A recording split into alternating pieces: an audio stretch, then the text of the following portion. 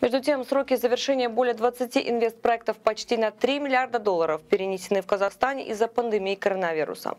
Из них 4 соглашения на следующий год. Об этом в интервью от Американ Бизнес рассказала управляющий директор Казахинвест Улбулсын Сарыбаева. Больше всего опасений вызывают планы, которые находятся на стадии проработки, подчеркнула спикер. По ее словам, таких проектов сейчас в стране 66. Сколько инвестиций привлек Казахстан в этом году и на что может рассчитывать страна в ближайшей перспективе? Мнение экспертов записала Мируэрт Жакиянова. Она сейчас на связи с нами. Мируэрт, добрый вечер, тебе слово. Приветствую, Галина. Исправлять ситуацию – главный месседж президента Касым-Жомарта Токаева, прозвучавший на прошедшем заседании правительства неделю назад, в том числе через привлечение прямых иностранных инвестиций. Однако пандемия оставляет очень мало шансов на исполнение поручения главы государства.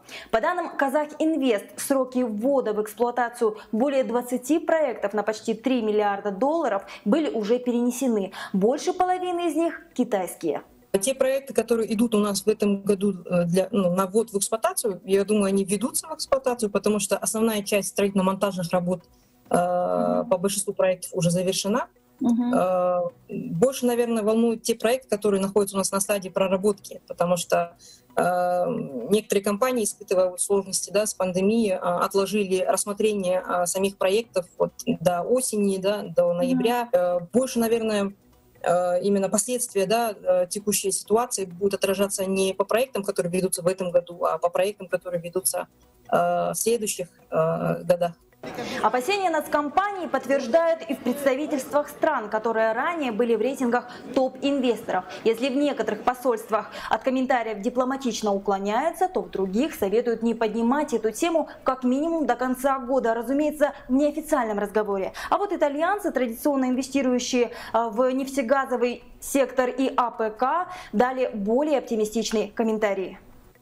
Несколько итальянских компаний все еще заинтересованы вкладывать в Казахстан как в традиционно привлекательный энергетический рынок, так и агробизнес. Конечно, пандемия замедлила контакты и закрытие границы для итальянских граждан, и сложности в авиасообщениях не способствуют развитию сотрудничества, но мы уверены, что осенью упущенное время итальянские бизнесмены наверстают. В публикациях СМИ руководство ЕБРР прогнозирует восстановление интереса к региону в середине следующего года. А председатель правления биржи МФЦА Тим Беннет выразил мнение, что глобальные инвесторы сосредоточат свои интересы на внутренних рынках, особенно в развитых экономиках, из-за сильной поддержки их центробанков. Важнейшую роль государства в кризисное время подчеркнул и экономист Мурат Тимирханов. По его словам, даже в сельское хозяйство вкладывать сейчас неразумно. Инвестировать в такой ситуации должно само государство. Сейчас привлечение даже в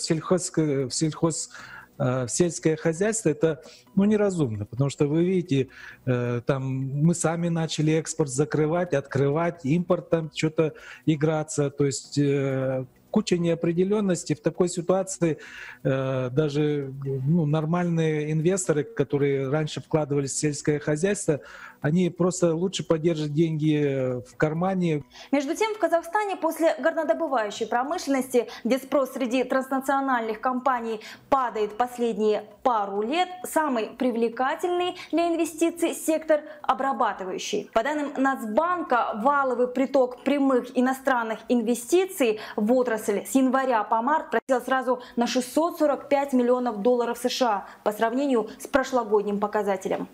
Галина. Спасибо, Мируэрт. Мы продолжим выпуск.